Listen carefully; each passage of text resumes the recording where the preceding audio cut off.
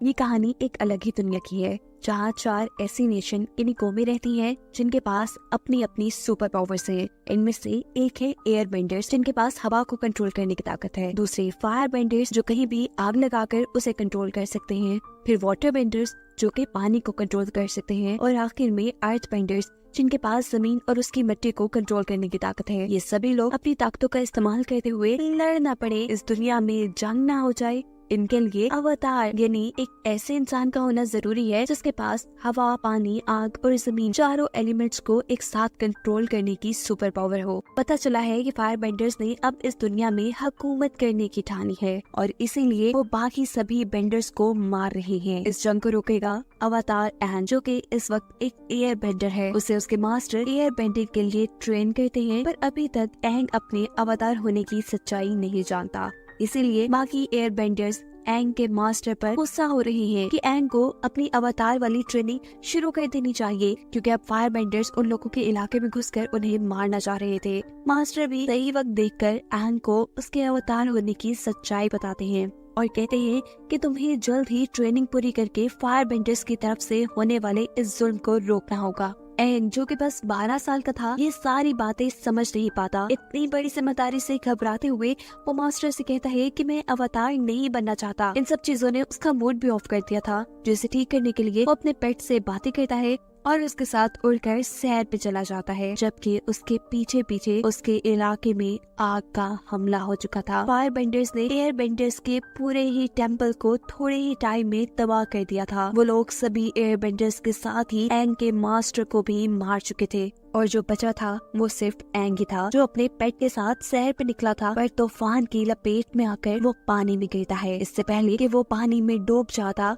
हमें दिखाया जाता है कि उसकी अवतार की ताकतें जागी हैं। उसके सर में बने टैटू से तेज रोशनी निकली थी। इस सीन के बाद कहानी में पूरे 100 साल गुजर जाते हैं और अचानक एक बर्फीले पहाड़ में से तेज रोशनी निकलने के साथ एक बड़े धमाके की तरह वो पहाड़ फट जाता है, जिसमें से अब एंग निकला था। ये वाटर बेंडर्स का इलाका था, जहाँ कटारा नामी वाटर बेंडर अपने भाई के साथ ट्रेनिंग कर रही थी। ये वाक्य देखकर वो दोनों घबरा जाते हैं और एंग को अपने टेम्पल में ले आते हैं। एंग का यहाँ से निकलना फायर बेंडर्स का प्रिंस ज़ुको भी देख चुका था, जो दुनिया में अवतार को ही ढूंढने के मिशन पे था। यहाँ वाटर बेंडर्स के टेम्पल में जब एंग को होश आता है तो वो अपने साथ होने वाला सब कुछ यहाँ लोगों को बताता है कि जब उसके इलाके में आग का हमला हुआ था तो तब वो सैर के लिए वहाँ से निकला हुआ था और एक तूफान में फंसने के बाद उसे इस टेम्पल में होश आया है। वाटर बेंडर्स की एक ओल्ड लेडी उससे कहती है कि ऐसा कैसे हो सकता है, जिस हमले की तुम बात कर रही हो वो आज से पूरे 100 साल पहले इस दुनिया में हुआ था,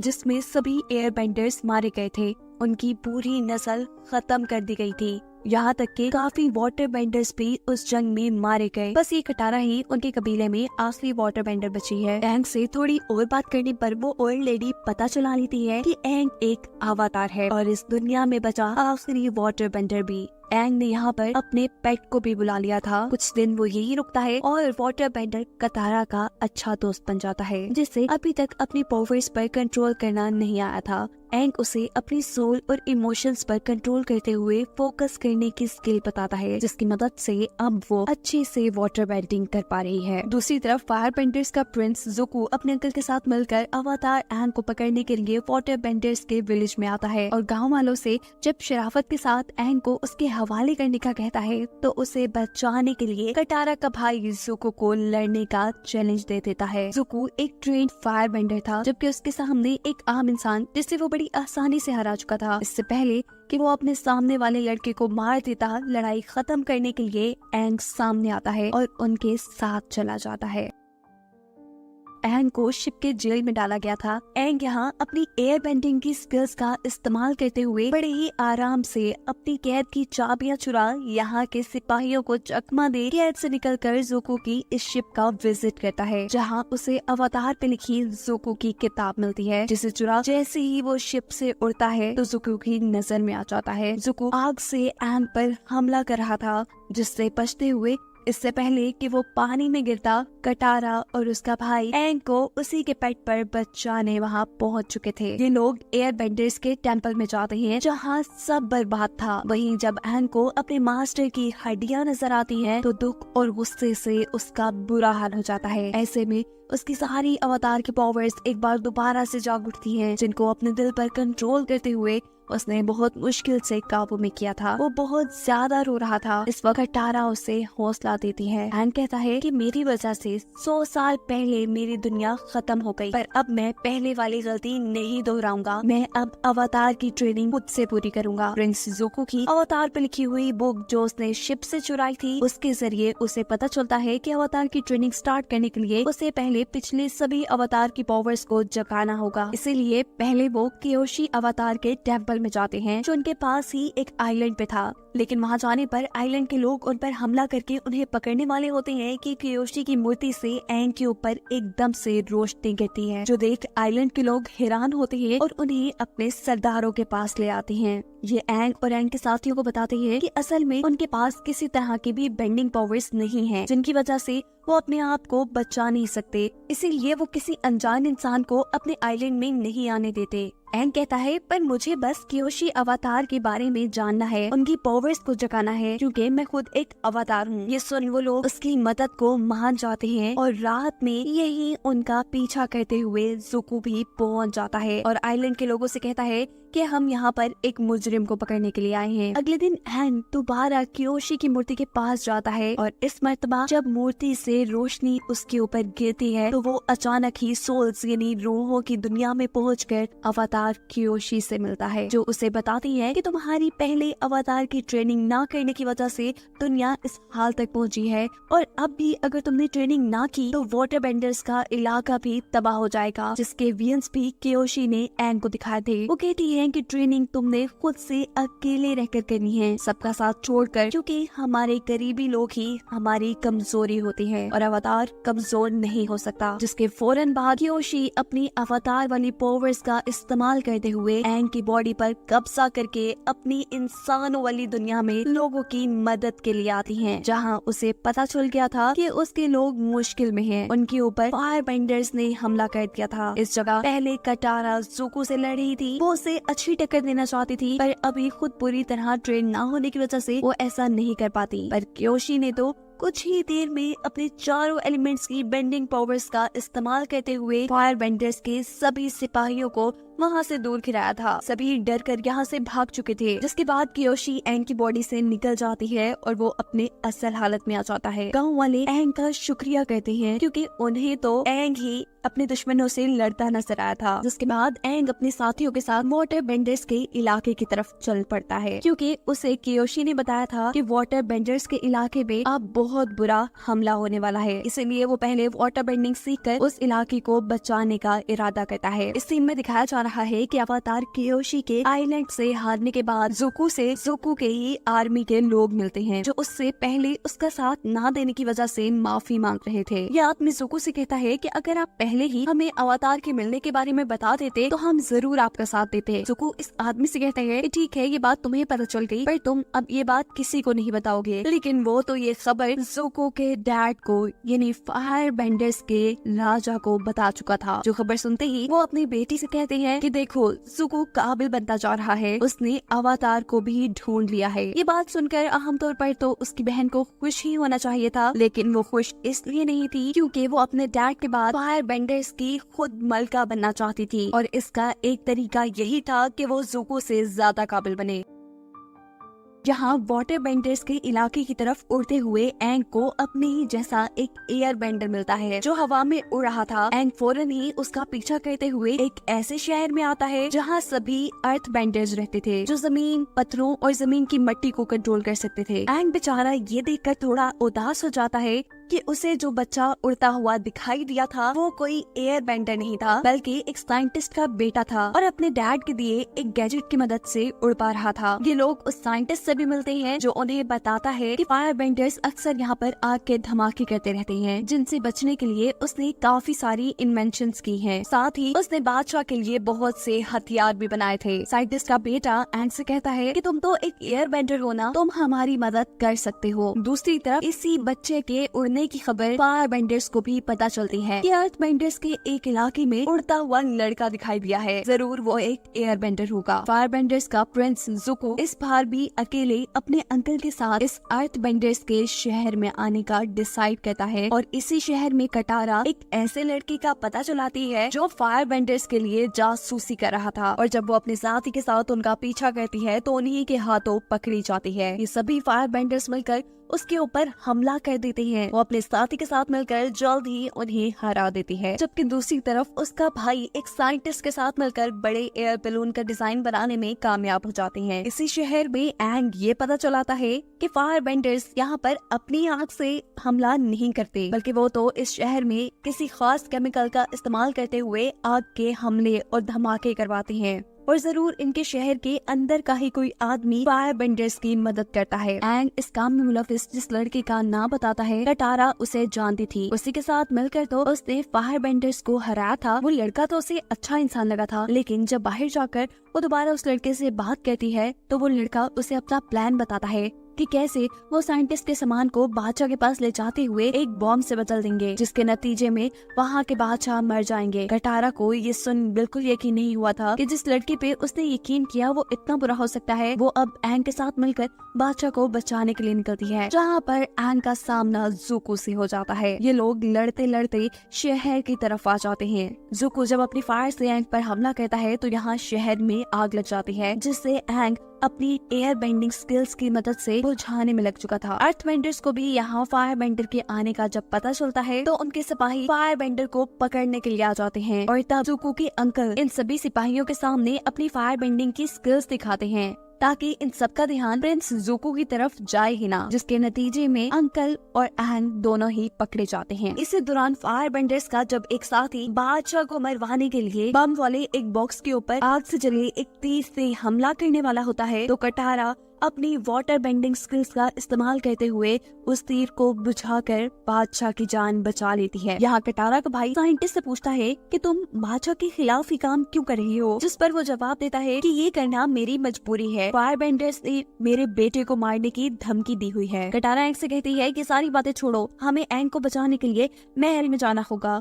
और साइंटिस्ट महल के खुफिया रास्ते के बारे में इन दोनों को बताता है जो जेल तक जाता था। सीन कट होकर हमें एक पास्ट का सीन दिखाया जाता है। 100 साल पहले जब एंग छोटा था, उसका एक दोस्त हुआ करता था, बहुत ही अच्छा, और वो एक अर्थ बेंडर था। मजेदार की बात की थी कि इस वक्त अर्थ बेंडर्स का जो बादशाह था वो एंग का 100 साल पुराना बचपन का दोस्त ही था, जो अब बूढ़ा हो चुका था, लेकिन वो एंग को देखते ही उसे एक ही नजर में पहचान जाता है। यहाँ कटारा और उसका भाई जो एंग को बचाने के लिए एक खुफिया रास्ते से महल की जेल की तरफ जा रहे थे, उनके रास्ते में एक खुफिया टनल आ जाती है, जिसके बाहर उन्हें एक आदमी भी मिला था, जिसने उन्हें बताया था कि तुम इस रास्ते को अपने प्यार से ही पार कर सकते हो। लेकिन ये दोनों बहन भाई जो एक दूसरे पर एतबार नहीं करते थे, इस टनल में खो जाते हैं। बहुत ही मुश्किल से जब ये लोग आगे बढ़ रहे होते हैं तो इनका सामना एक मॉन्स्टर से हो जाता है। डर कर ये दोनों ही हाथ पकड़ लेते हैं। ऐसा करने पे वो मॉन्स्टर एकदम से खामोश हो चुका था। कटारा समझ जाती है कि ये उनके प्यार की वजह से हुआ है। वो इसी मॉन्स्टर से बाहर निकलने का रास्ता जब पूछती है तो मॉन्स्टर यहाँ की दीवार तोड़कर एक रास्ता बना देता है, और अब हमें दिखाया जाता है एंग को, जो कि अर्थ बेंडर्स के बादशाह का सामना कर रहा था। ये बादशाह बहुत ही ज्यादा गुस्से में था, क्योंकि 100 साल पहले एंग की वजह से उनकी दुनिया तबाह हुई थी। इसका बदला लेने के लिए वो अपनी सारी अर्थ बेंडिंग पावर्स का इस्तेमाल करते हुए एंग के ऊपर हमला करता है। वो बहुत ही मुश्किल से अपने आप को बचा पाता है, जिस पर वो बादशाह गुस्से में उसे बताता है कि तुम अभी भी एक बच्चे की तरह सोचते हो, अवतार की तरह नहीं, और बच्चों के साथ मिलकर ही अजीब काम कर रहे हो। पर एंग एंग जवाब में कहता है, मैं कुछ भी गलत इस बार नहीं सोच रहा। मैं हर हाल में इस मर्तबा दुनिया को हर बर्बादी से बचाऊंगा और इसमें मुझे तुम्हारी जरूरत भी पड़ेगी। ये सुन वो बादशाह खुश होकर उसे छोड़ देता है। दिखाया जाता है कि जंगल से गुजरते हुए ज़ुको के अंकल को जिस नई जेल में ले जाया जा रहा था, रास्ते में ही ज़ुको अर्थबेंडर्स के सिपाहियों पर हमला करके अपने अंकल को छुड़वा लेता है और हमें पास्ट का एक सीन दिखाया जाता है जिसमें हमें ज़ुको और उसके अंकल के रिलेशन के बारे में पता चलता है। ज़ुको ने उनका एक बेटे की तरह ख्याल रखा और जब ज़ुको को अपने फादर की तरफ से अवतार को ढूंढ लाने तक उनके इलाके में ना आने की सजा दी, तो तब अंकल ने उसके साथ आने का फैसला किया और तब से अब तक ये लोग साथ थे। ये दोनों मिलकर सभी सिपाहियों को अपनी फायर बेंडिंग स्किल से मार गिराते हैं, जबकि दूसरी तरफ हमें दिखाया जाता है कि एंग और कटारा दोबारा वाटर बेंडर्स के इलाके के लिए निकल चुके हैं। यहाँ पर एंग कटारा से कहता है कि तुमने जल्द ही वाटर बेंडिंग काफी अच्छे से सीख ली है, जिसका जवाब कटारा देती है कि मैं अपनी वाटर बेंडिंग स्किल्स को अपनी दादों की किताब की मदद से बढ़ा रही थी। इन्हीं बातों के दौरान रास्ते में जंगल के अंदर उन्हें आग लगी दिखाई देती है। जब ये लोग वहाँ उतरकर चेक करते हैं तो यहाँ एक छोटा सा गांव था। एक आदमी एंग को बताता है कि पहले कुछ यहाँ पे मॉन्स्टर्स थे जो इंसानों को गायब कर लिया करते थे और फिर फायर बेंडर्स ने भी यहाँ पर हमला करके हमारे इस इलाके को तबाह कर दिया। एंग को भी यहाँ पर एक दूसरे डायमेंशन की एनर्जी महसूस हो रही थी। सीन कट होकर हमें फायर बेंडर्स के शहर में ज़ुको की बहन को दिखाया जाता है, जो अपने डैड को कह रही थी कि उन्हें आर्मी जनरल की मदद से अवतार को ढूंढ लाना चाहिए। उसके डैड कहते हैं, ठीक है तुम ये भी करके देख लो, लेकिन जो अवतार को पहले लेकर आएगा वही यहाँ का राजा बनेगा। ये काम चाहे पहले तुम करो या ज़ुको, पर ये बात याद रखना कि ज़ुको बड़ी ही तेजी से आगे बढ़ रहा है। ये सुन वो लड़की काफी गुस्से में आ जाती है। जबकि इस सीन में हमें दिखाया जाता है कि तबाह हुए गांव के अंदर जहां एंग को दूसरे डायमेंशन की एनर्जी महसूस हो रही थी, वो अपनी अवतार वाली स्किल्स का इस्तेमाल करते हुए अपनी और अपने दोस्तों की सोल को उस दूसरी डायमेंशन के अंदर ले जाता है, जहां उनके सामने एक अजीब सा मॉन्स्टर आता है जो गुस्से में इन तीनों को एक ही हाथ से मारकर दूर गिरा चुका था और बहुत जोर से चिल्ला रहा था। इसी दुनिया में कटारा के भाई को एक फॉक्स मिलती है जो उसे कहती है कि जिस मॉन्स्टर को तुमने देखा है वो काफी दर्द में है, तुम उसे दर्द से निकाल दो, तुम्हारी सारी मुश्किलें हल हो जाएंगी। यहाँ दिखाया जा रहा है कि कटारा को कटारा की मॉम इसी दुनिया में नजर आ रही है। वो अपनी मॉम के पास जाना चाहती है, लेकिन अचानक ही फायर बेंडर्स का उनके ऊपर हमला हो जाता है, जिनसे बचाने के लिए कटारा की मॉम कटारा को एक जगह पर छुपा देती है और फिर फायर बेंडर्स उसकी आंखों के सामने उसकी मॉम को जलाकर मार देते हैं। ये उसकी बचपन की यादें थी जिनमें वो पूरी तरह खो चुकी थी कि अचानक एक नया मॉन्स्टर उसके सामने आकर उसे कैद कर लेता है। इसी दुनिया में कटारा के भाई को भी कुछ ख्याल आती हैं, जहाँ उसके फादर और उसके अंकल आपस में बातें कर रहे हैं कि ये लड़का किसी काम का नहीं है, वो कोई मास्टर नहीं बन सकता। ये बातें उसे दुख देती हैं। वो भी इन ख्यालों में खो जाता है और अचानक वो मॉन्स्टर जिसने कटारा को कैद किया था वो उसके भाई को भी कैद कर लेता है। अब तो एंग को भी इस दुनिया में अपना एयर बेंडर्स का टेम्पल नजर आ रहा था, लेकिन वो एक ही सेकंड में समझ आता है कि ऐसा नहीं हो सकता, ये कोई इल्यूजन है। वो अपना पूरा फोकस लगाता है और देखता है कि यहाँ पे असल में है क्या, और उसे यहाँ एक मॉन्स्टर दिखाई देता है जो उससे कहता है कि तुम कई साल बाद ऐसे इंसान मेरे सामने आए हो जो मेरे भरम से बच गए, वरना जो मेरे भरम में आता है उसे मैं कैद कर लेता हूँ। मैं जान चुका हूँ कि तुम एक अवतार हो, मैं पहले भी बहुत से अवतार से लड़ चुका हूँ। वो उससे पूछता है कि क्या तुम मेरी कोई चीज लेकर आए हो? एंग कहता है नहीं, मैं तो अपने दोस्तों को बचाने के लिए यहाँ आया हूँ। ये कहते ही उसके और मॉन्स्टर के दरमियान में लड़ाई शुरू हो जाती है, पर एंग जो यहाँ पे एक सोल था अपनी ताकतों का इस्तेमाल नहीं कर पा रहा था,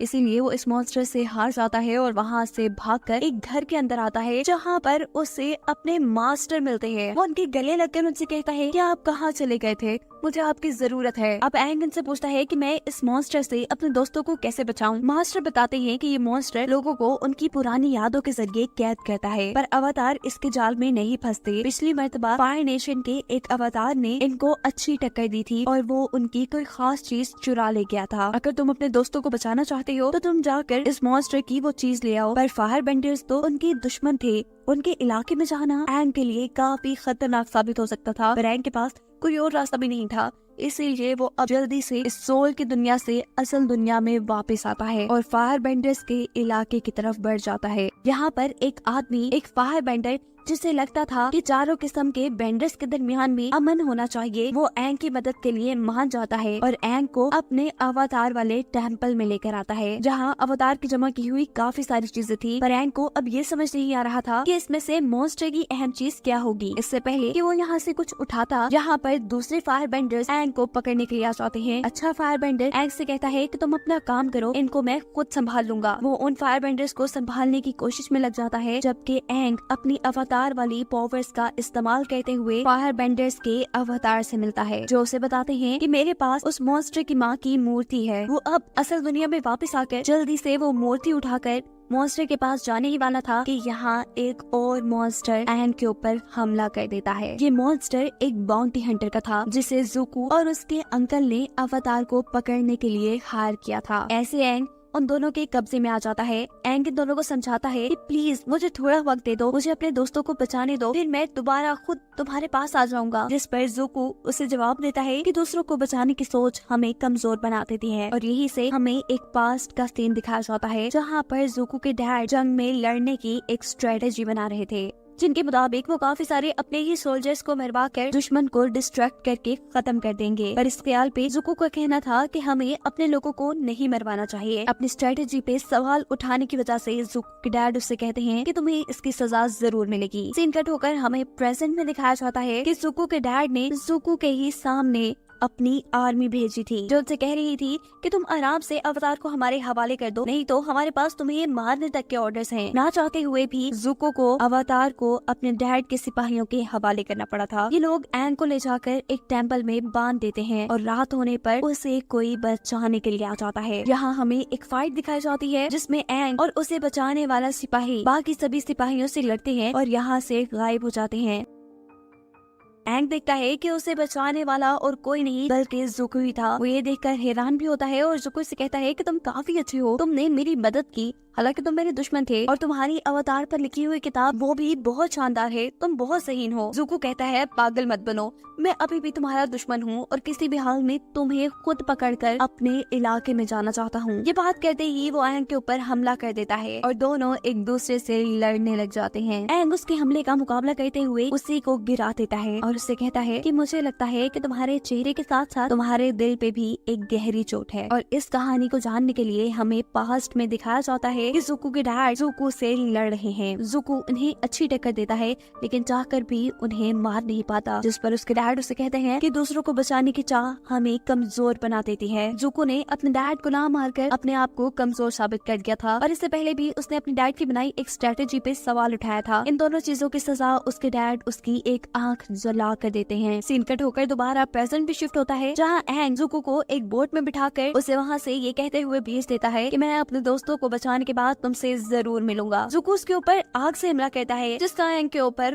कोई असर नहीं होता। सीन कट होकर पास्ट में हमें दिखाया जाता है कि जब ज़ुको की आंख जली हुई थी, तब उसके डैड उसके पास आकर कहते हैं कि तुम्हें जंग में एक सिपाहियों के बैच को बचाने की बहुत पड़ी थी, इसीलिए अब तुम्हारी सजा है कि तुम उसी बैच के साथ हमारे इस इलाके से निकल जाओगे, तब तक के लिए जब तक तुम्हें कोई अवतार नहीं मिल जाता। खैर नए सीन में दिखाया जाता है कि एंग दोबारा जली हुई गांव में आकर दूसरे डायमेंशन में पहुंच चुका था। वो वहाँ मॉन्स्टर की गुमी हुई मूर्ति वापस करता है, जिसके बदले ये मॉन्स्टर वहाँ सभी इंसानों को आजाद कर देता है। एंग को यहाँ कटारा और उसका भाई मिले थे, जिनको देखने से ज्यादा वो इस चीज से खुश था कि बाकी गाँव वाले अपने गुमे हुए लोगों से मिलकर काफी खुश हो रहे थे। ये लोग फाइनली अब वाटर बेंडर्स के इलाके में पहुँच जाते हैं, जहाँ सभी वाटर बेंडर्स अवतार को देखकर इसलिए खुश हैं कि वो जानते हैं कि फायर बेंडर्स उनके ऊपर हमला करने वाले हैं और अवतार के यहाँ होने की वजह से वो उनसे जंग बहुत ही आसानी से जीत जाएंगे। जबकि फायर बेंडर्स के इलाके के अंदर ज़ुको की बहन यहाँ कुछ लोगों से फाइट कर रही है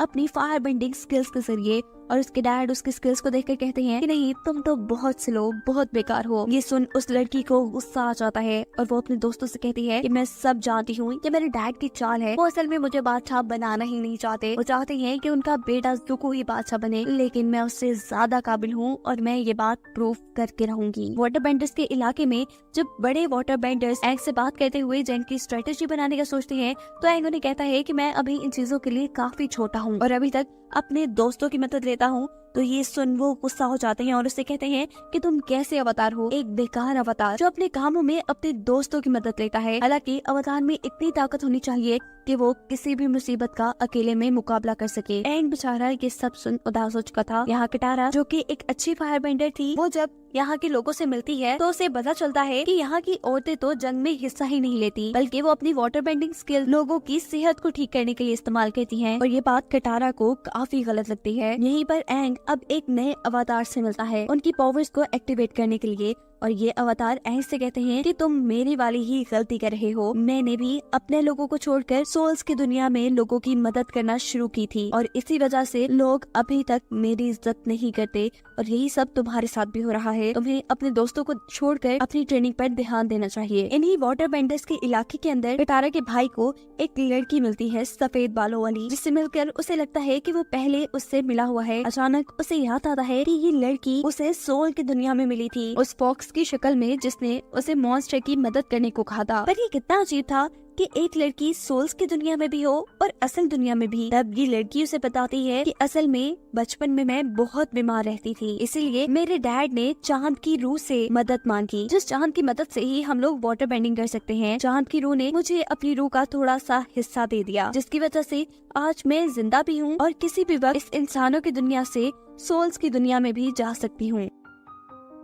यही फायर बेंडर्स के इलाके के अंदर ज़ुको की बहन अपने डैड को अपनी ऐसी फायर बेंडिंग स्किल्स दिखाती है जिसमें उसने अपने हाथों से बिजली भी निकाल ली थी। ये देख उसके डैड खुश हो जाते हैं, जबकि इस सीन में हमें दिखाया जाता है कि फायर बेंडर्स अब वाटर बेंडर्स के इलाके पर हमला करने के लिए आगे बढ़े थे। उनके पास एक एयर बलून भी था जिसके अंदर फायर बेंडर्स के जर्नल थे। वाटर बेंडर्स भी दिमागी तौर पर इस जंग के लिए तैयार थे, पर उनके पास इतनी बड़ी फौज नहीं थी कि वो फायर बेंडर्स का सामना कर सके। तब किटारा उन्हें मशवरा देती है कि औरतें भी इस जंग में हिस्सा लें। अपनी बात को प्रूव करने के लिए वो यहाँ के सरदार से अपनी अच्छी वाटर बेंडिंग स्किल्स के जरिए लड़ती है और ये प्रूव कर देती है कि औरतें भी जंग में हिस्सा ले सकती हैं। यहाँ पर हमला हो जाता है। एंग, किटारा और सभी लोग इस हमले को रोकने में लग जाते हैं, लेकिन ज़ुको के अंकल अपने जर्नल को कहते हैं कि आज पूरा चांद है। वाटर बेंडर्स को अपनी ताकत चांद से मिलती है, इसीलिए आज वो लोग तुमसे हार नहीं सकते। और तब जर्नल ज़ुको के अंकल को बताता है कि मेरा प्लान तो उन्हें हराना है ही नहीं, बल्कि मेरा प्लान तो कुछ और ही है। मुझे पता है कि ऐसा चांद साल में एक मर्तबा आता है, और जिस दिन चांद पूरा गोल और इस तरह चमकदार होता है, उस दिन चांद की सोल और समुंदर की सोल यही पीछे झरने के अंदर मिलती है। वो कहते हैं कि मैं उन दोनों सोल्स को ही मार दूंगा। ज़ुको के अंकल जर्नल से कहते हैं कि ये बहुत ही गलत आइडिया है। ऐसा करने से सोल्स की दुनिया में और इस दुनिया में बहुत बड़ा नुकसान हो सकता है, तबाही मच सकती है। लेकिन वो जर्नल कहता है कि मुझे इस चीज की कोई परवाह नहीं। वो अब झील के पास पहुंच जाता है चांद की रूह को ढूंढने के लिए, जबकि दूसरी तरफ ज़ुको एंग को पकड़ने के लिए यहाँ पे आ चुका है, जिससे किटारा अब लड़ रही है। और इस मर्तबा किटारा अपनी वाटर बेंडिंग की स्किल से बहुत ही आसानी से ज़ुको को अपनी कैद में कैद कर चुकी थी। यहीं पर वो जर्नल चांद की रूह को मारने लगता है। ज़ुको के अंकल उसे कहते हैं कि चांद की रूह की ताकत काफी ज्यादा होती है, एक अवतार से भी ज्यादा, तुम उसे नहीं मार पाओगे। लेकिन वो जर्नल वाटर बेंडर्स को खत्म करने के लिए चांद की रूह को पकड़ लेता है। ऐसे में चांद एकदम से लाल हो चुका था, जिसके बाद वो आदमी चांद की रूह को अपने जादुई खंजर से मार भी देता है और ऐसे चांद बिल्कुल काला पड़ जाता है। चांद के खत्म होने से वाटर बेंडर्स की ताकत भी खत्म हो जाती है। फायर बेंडर्स ताकतवर हो जाते हैं और वो हमला करके इनके इलाके को खत्म करने लगते हैं। यहाँ तक के वाटर बेंडर्स का टेम्पल भी टूट जाता है। ये बिल्कुल वही सीन है जो कियोशी ने एंग के वियन में दिखाया था। एंग यहाँ के लोगों को बचाना चाहता था, लेकिन तभी उसे कियोशी की कही हुई वो बात याद आती है कि एक अवतार को लोगों की फिक्र छोड़कर खुद पे ध्यान देना चाहिए और अपनी पावर्स को उभारना चाहिए। ये सोचते ही वो समुंदर के बिल्कुल दरमियान में चला जाता है और अपनी रूह को समुंदर को दे देता है। एक अवतार और समुंदर की रूह मिलकर यहाँ बहुत बड़े मॉन्स्टर की शक्ल में आ जाती हैं, जिसके बाद वो फायर बेंडर्स के सभी जहाजों को तबाह करना शुरू कर देता है।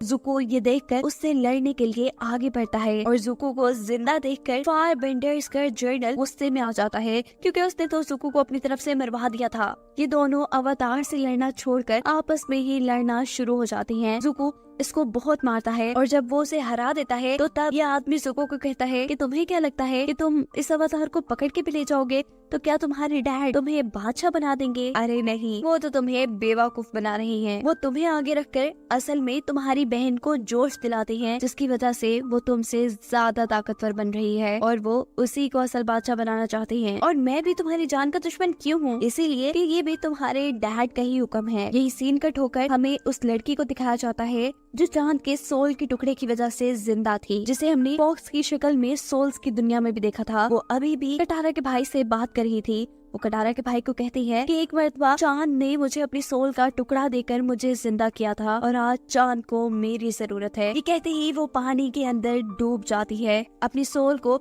समुंदर और चांद के हवाले कर देती है और ऐसे चांद एक मर्तबा फिर से जिंदा होकर आसमान में चमकने लगता है। सब कुछ ठीक होने के बावजूद भी एंग अभी भी एक मॉन्स्टर की शक्ल में ही था। वो वाटर बेंडर के इस इलाके के काफी तबाह होने की वजह से अभी भी गुस्से में था। जब कटारा उसे कहती है, एंग तुम बहुत अच्छी हो, तुम हमारे साथी हो, हम तुम्हारी फैमिली हैं, हम तुम्हें कमजोर नहीं कर रहे बल्कि हम लोग तो तुम्हारी ताकत हैं, तुम अपने आप को ऐसे जाया मत करो, यहाँ के लोगों को तुम्हारी जरूरत है। ये सारी बातें सुनकर एंग का गुस्सा ठंडा होता है और वो पानी से बाहर निकल कर आता है एक बहुत ही ताकतवर अवतार की शक्ल में। पर बाहर आने पे भी वो दुखी था। उसे लग रहा था कि यहाँ पे जितनी भी तबाही हुई है उसकी वजह से हुई है, लेकिन उसके साथी उसे कहते हैं कि ये तबाही उसने नहीं की बल्कि फायर बेंडर्स ने की है। उसने तो यहाँ के कई लोगों की जान बचाई है और दुनिया को बहुत बड़े खतरे से भी बचाया है। एंग कहता है कि अब बस मैं पुरानी चीजों को भुलाकर अपने आगे के सफर पर ध्यान दूंगा,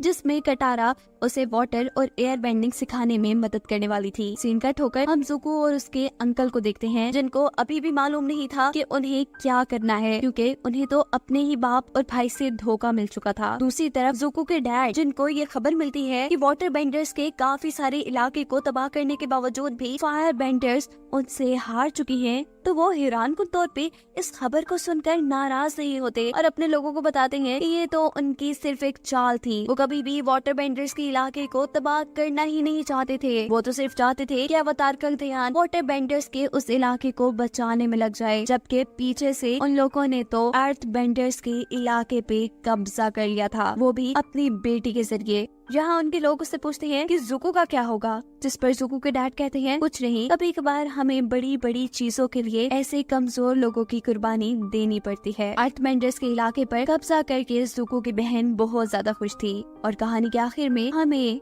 जुको के डैड अपने साथियों को ये बताते हुए दिखाए जाते हैं कि अब अर्थ के ऊपर से एक फायर बॉल गुजरने वाला है, जिसकी वजह से उनकी ताकतें और भी बढ़ जाएंगी। और ये बताते हुए ये कहानी यहाँ खत्म हो जाती है।